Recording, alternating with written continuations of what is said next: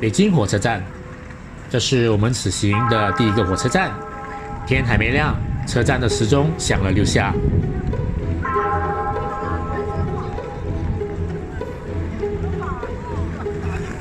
清晨6点整，已经出现了人潮。北京火车站是一个国际车站，所以从这里出发的火车，除了前往全中国各地，也前往蒙古国和俄罗斯。北京到莫斯科的火车就是从这里出发。我们到车站的这天是个星期三，车站的电子时间表上就显示了当天就有到莫斯科的火车 K3号列车，出发时间是7点27分。观众朋友里有许多资深的旅游达人，有没有坐过这趟火车的呢？欢迎留言分享哦。经过候车室，直接下到站台，我们的火车已经在车站里，所以直接就上车了。随中北站。旅途的第6天，我们前往第2个城市，伴随着广播，火车缓缓地出发，前往距离北京1000公里的吉林省省会长春，车程要7小时20分钟。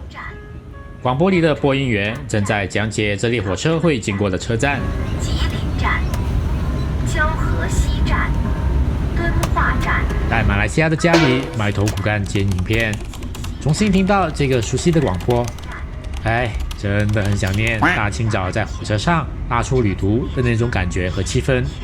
冷冷的空气，还有背景里那轻柔的钢琴配乐，不管在中国还是在日本的火车，都会有这种让人很安心的出发的广播声。This train will stop at following stations: Daihe Station, Qinhuangdao Station, Shanhaiguan Station, Suizhou Bay Station, Uludao Bay Station, Jinzhou Nan Station, Tai'an Station, Shenyang Bay Station, Tielingxi Station, Sipingdong Station, Gongzhuling Nan Station, Changchun Station, Jilin Station, Jiaohexi Station, Dunhua Station, Antuxi Station, Yanjixi Station, Tumen Bay Station.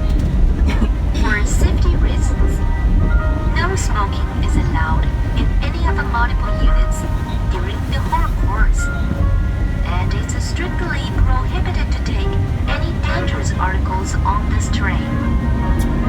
Thanks for your cooperation. 哇哦，真的很怀念火车旅行啦！到底什么时候才可以坐上西伯利亚的火车呢？方停车站是北戴河站。从中国坐火车进入西伯利亚，应该有4条路线。刚才在车站屏幕看到的那一趟 K3号列车，是2国首都之间最快最直接的路线。火车会从中国内蒙古艾兰霍鄂连浩特边界出境，进入蒙古国到首都乌兰巴托，然后进入俄罗斯，来到西伯利亚的伊尔库茨克，到终点站莫斯科，全程需要6天。这样一趟的票价应该是人民币3000多到4000块钱。有一部2018年的电视剧叫做《莫斯科行动》。1991年12月2日的俄罗斯物资奇缺，其中来自中国的商人投机倒把，迅速致富。斯科最常用的方式就是乘坐这趟 K3 国际列车。快点！这里是 K3 次国际列车，我们发生了紧急情况。2022年改编的电影版，还有刘德华主演。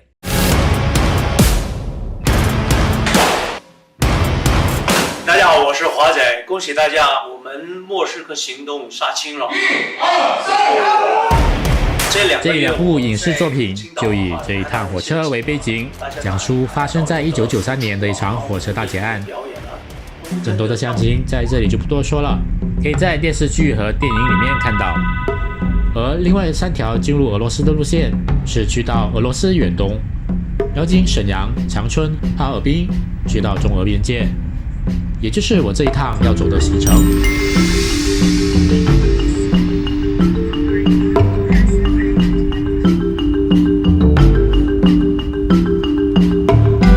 也许是我们的衣服不够保暖，一踏出火车车厢，立刻就感受到了中国东北的温度，真的是无敌冷。冷得我好奇长春这个名字到底是怎么来的？长春不是常年如春的意思吗？都3月了，却原来气温都还不会超过0。和布满水晶吊灯的北京站那种富丽堂皇的感觉不一样。长春站里面的一切都很现代化，看起来是刚装修好，墙上还有一幅大型油画，描绘一场农村里的喜宴。画中对建筑物和人们服饰的刻画非常仔细，把那个时代的生活风貌放在新的火车站里，体现了长春人的生活记忆。但是长春的近代历史上有很重要的一件事，却鲜少会被官方提起，那是发生在1948年5月到10月之间的长春围城。那是中国内战双方的一场恶战，中国共产党解放军围困长春长达5个月，长春断粮，被围困的平民为了活命，甚至发生了人吃人的事件，很多人最终饿死。惨烈的围城到底饿死了多少平民，没有人有准确的数字，8万、10万、15万、50万，没有人知道，官方也不希望提起。我们入住的酒店就在火车站旁边，叫做汉庭酒店长春火车站店。这也是一间到处都有的连锁星级酒店，住一晚人民币189元。相比上一集在北京住的一晚人民币260元，这间房间明显好很多。酒店就在火车站上面，所以早上从酒店走廊的窗户就可以看到长春火车站。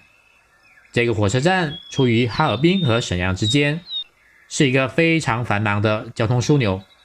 从早上5、6点我醒来开始看日出，看了1个多快2个小时，都不断的有火车进站出站。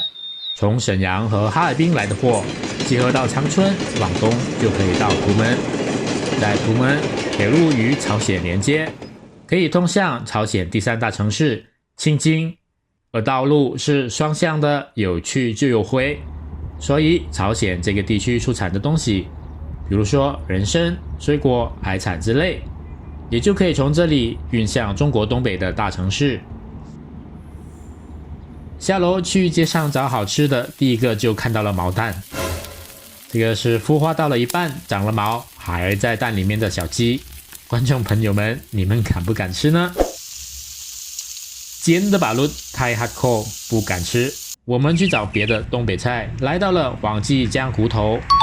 这间店很大，整排店楼上的空间全部都打通了，就只卖我最爱吃的猪大骨。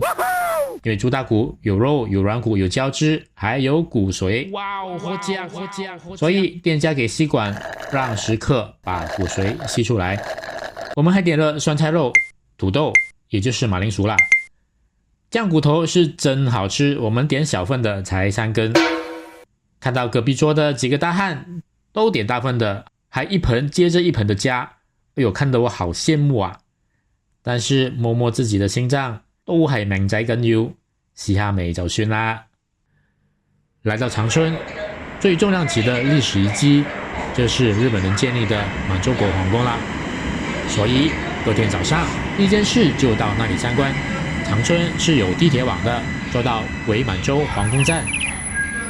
車站的設計以皇宮為主題，柱子上寫了滿文。出了車站，再走一小段路，就是皇宮的側門。來到長春以前不怎麼聽說過這個宮殿，所以來到這裡對一切都特別覺得好奇。日本人有設計徽章的習慣，每個權貴家族都有自己的族徽，因此這座皇宮的入口鐵柵欄可以看到日本人設計的滿洲國徽，仿效日本皇家的菊花紋。滿洲國國徽用的是溥儀喜歡的蘭花，以及代表東北農作物的高粱。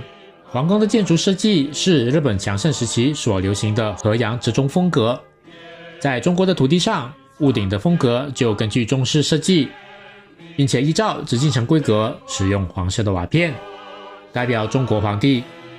不過皇宮的設計就不是中式那種方方正正的想法了，像紫禁城強調中軸線，首都的城門到宮門到皇帝的座位都在一條線上，表現出天下一統於此君的歸依氣勢。但是这种满洲皇宫的设计就没有这样，而是转转折折的。日本城堡的设计一般都这样，主要的原因应该是为了防卫。1932年，日军把大清最后的皇帝溥仪，先把他乔装带到天津日本租界，然后在天津制造暴乱，趁乱把溥仪带到了长春。溥仪配合是因为日军告诉他要替他复国，不止皇宫建好了，连首都都建好了，就是长春，当时被日本统治者叫做新京。溥仪满心欢喜地住进了新皇宫，想要认认真真的当皇帝。2岁当上东亚最大帝国的皇帝，6岁那年家族260年前建立的辉煌帝国，在自己还没懂事的时候就崩塌。被带到长春这年，他也才26岁，正是少年雄心壮志的年纪。本来他以为可以承旨良机，好好的干一番事业，证明自己爱新觉罗家是可以东山再起的。可是26岁又从小被人当皇帝时候的他，未免还是太年轻太天真。日本的决策者们怎么会真的要请他来做皇帝呢？人家是动刀动枪跟俄国打雪仗，从俄国手上把东清铁路抢过来，然后要以此为基础逐步占领中国。只是总不能无端端侵略中国，私处无名。所以当时日本的决策者们需要的只不过是满族的名字，找来满族皇帝，宣称满蒙独立，脱离汉族刚建立的中华民国政权，以建立所谓的满洲国。这个方法其实就跟最近这些年美国和俄罗斯的做法一样，先借当地的分离力量去扶植和建立自己可以控制的政权，而最终的目的就是满足自己国家的战略需要。所以当溥仪知道自己只不过是个傀儡的时候，当然郁郁不得志。1945年8月15日，日本平民被美国的原子弹大屠杀了2次以后，日本政府宣布投降。隔天的8月16日，苏联红军空降在沈阳机场，当时在机场准备逃跑到日本的溥仪，就这样被红军俘获，以日本共谋者的身份被当成战犯，囚禁在西伯利亚。5年后又被转交给中华人民共和国，然后继续被关押，劳改长达10年。1960年终于获得自由，可惜在7年后因肾癌病逝，得年61岁。如今成为博物馆的这座伪满皇宫，其实就是末代皇帝溥仪先生的博物馆。来这里走一趟，不禁会对溥仪的一生感到悲哀。他刚好就夹在时代的转折点，从紫禁城到满洲皇宫，到西伯利亚战犯关押所、中共劳改营，对他来说都是一个又一个的监狱。他的人生的绝大部分都是在囚禁和监视下生活，是一直到55岁才过上了普通人的日子。但是相比被乱枪处决的俄国末代沙皇尼古拉斯2世一家，或是被革命党斩首的末代法国皇帝路易16，同样是最后的皇帝，但是溥仪和他的至亲们相对来说还是比较幸运。清末民初的动荡年代已经离开我们越来越远，而如今的长春也已经挥别伤痛的过去。